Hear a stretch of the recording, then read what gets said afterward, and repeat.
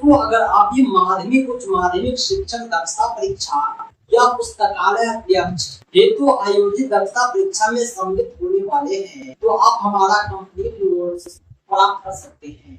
पाठ्यक्रम आधारित कंप्लीट तैयारी के लिए हमारा नोट सफिशिएंट है, जिसमें शिक्षण कौशल के अतिरिक्त संबंधित विषय के वस्तुनिष्ठ प्रश्न तथा लघु उत्तरीय और दीर्घ उत्तरीय प्रश्नों के कलेक्शन आप प्राप्त कर सकते हैं।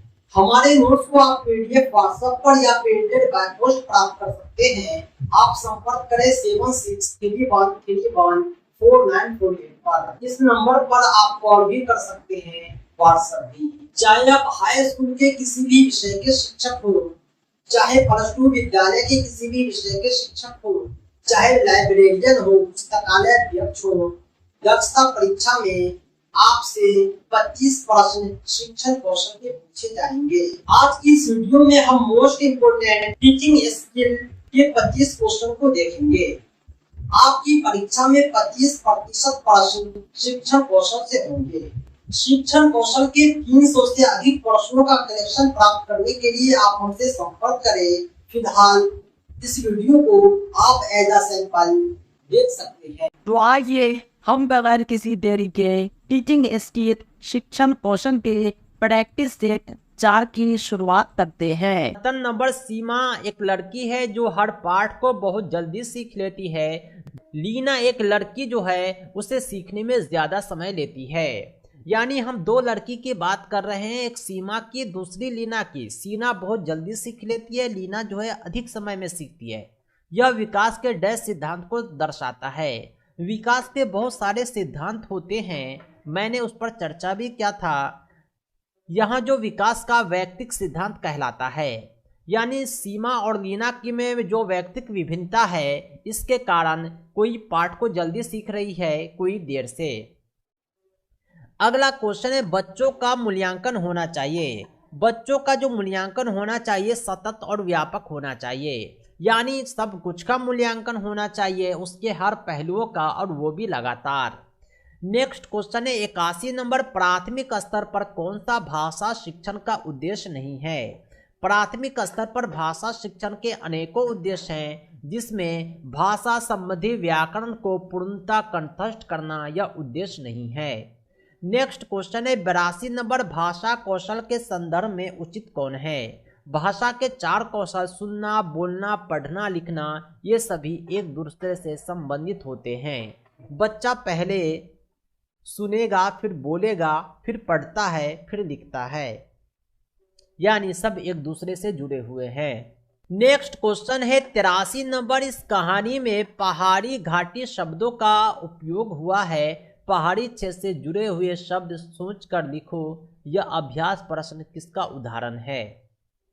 एक शिक्षिका जो है पहाड़ी घाटी शब्दों को पढ़ाती है और बच्चों को सोचने के लिए कहती है कि तुम सोचकर लिखो। ये जो कहलाता है, इस प्रकार के उदाहरण को, ये संदर्भ में व्याकरण है। हमने जो है पहाड़ी के संदर्भ में उसे व्याकरण पढ़ाया, ये संदर्भ में व्याकरण कहलाया। 84 नंबर क्वेश्चन है, व्यक्ति में उन मनोशारीरिक अवस्थाओं का गतिशील संगठन जो उसके पर्यावरण के साथ अद्वितीय सामंजस्य निर्धारण करता है, क्या कहलाता है। इस प्रकार के निर्धारण को व्यक्तित्व कहते हैं, यानी व्यक्ति का वह गुण जो किसी पर्यावरण में समंजन की क्षमता पैदा करता है। अंगूर खट्टे हैं, यह किस प्रकार का उदाहरण है।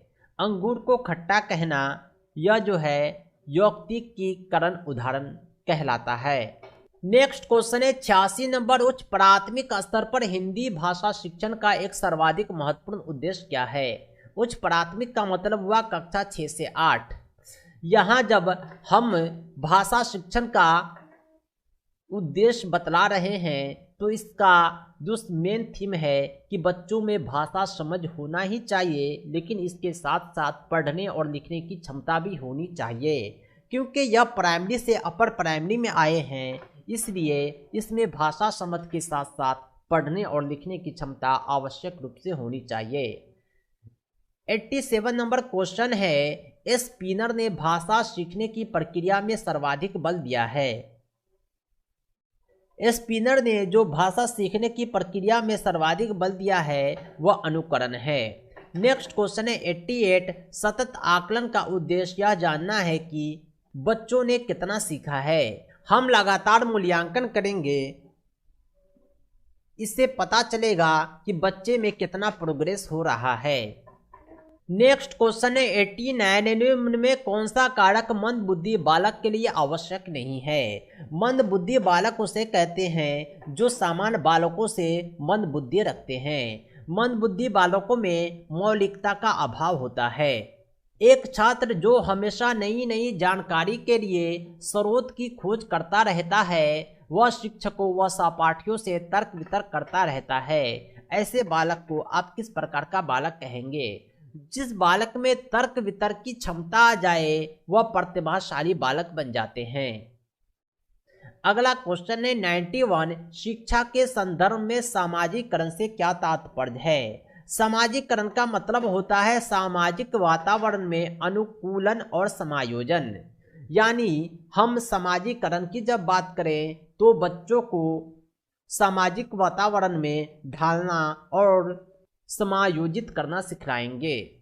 नेक्स्ट क्वेश्चन है 92। शिक्षण का सत्तावादी स्तर क्या है। शिक्षण का जो सत्तावादी स्तर है वो शिक्षक केंद्रित होता है। नवीनतम शिक्षा नीति में भले ही शिक्षा को छात्र केंद्रित कहा गया हो, लेकिन शिक्षण का सत्तावादी स्तर शिक्षण केंद्रित ही होता है। शिक्षक अपने अनुसार सोचते हैं कि हम बच्चे को छात्र केंद्रित शिक्षा किस प्रकार दें। बच्चे को जिस शिक्षा की आवश्यकता है शिक्षक अपने अनुसार ही उसे पढ़ाएंगे, क्योंकि शिक्षक छात्रों के शुभचिंतक होते हैं। नेक्स्ट क्वेश्चन है 93। शिक्षक का बर्ताव कैसा होना चाहिए। शिक्षक का जो बर्ताव है वह बहुत ही अच्छा होना चाहिए, आदर्शवादी होना चाहिए। नेक्स्ट क्वेश्चन है कक्षा 7 का शिक्षार्थी गणित में त्रुटियां करता है, एक शिक्षक के रूप में आप क्या करेंगे।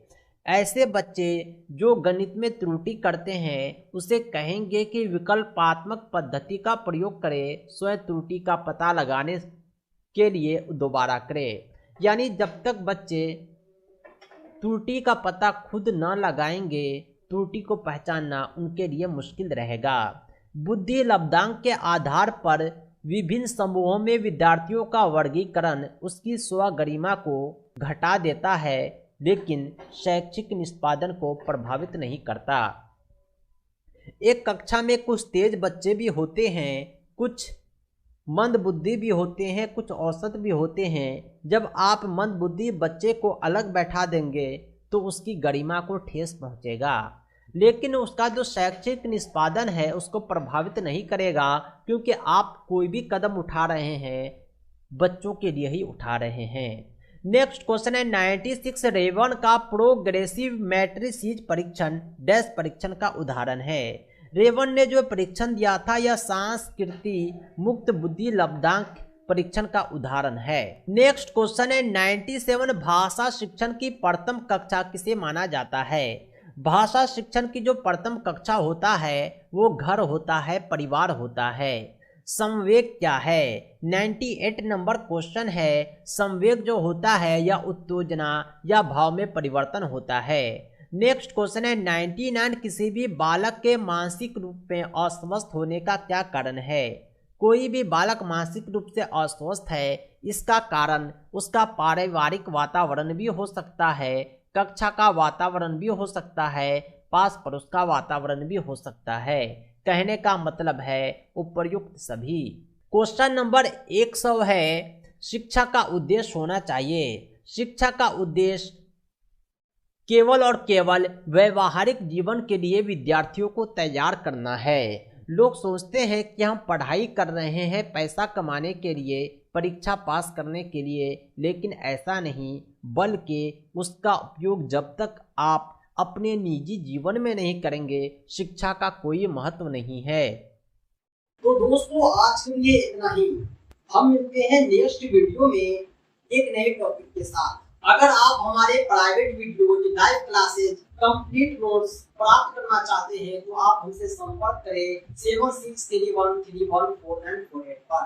माध्यमिक और उच्च माध्यमिक शिक्षक और पुस्तकालय अध्यक्ष हेतु आयोजित दक्षता परीक्षा के पाठ्यक्रम आधारित कंप्लीट नोट्स के सैंपल आप हमारी वेबसाइट www.teacherahmed.com पर देख सकते हैं। माध्यमिक और उच्च माध्यमिक विद्यालय के विषयवार शिक्षक दक्षता परीक्षा का पीडीएफ नोट डाउनलोड करने के लिए आप इस वीडियो के डिस्क्रिप्शन को चेक करें और कंप्लीट नोट्स प्राप्त करने के लिए कॉल व्हाट्सएप करें 7631314948 पर। Thanks for watching. Thanks a lot.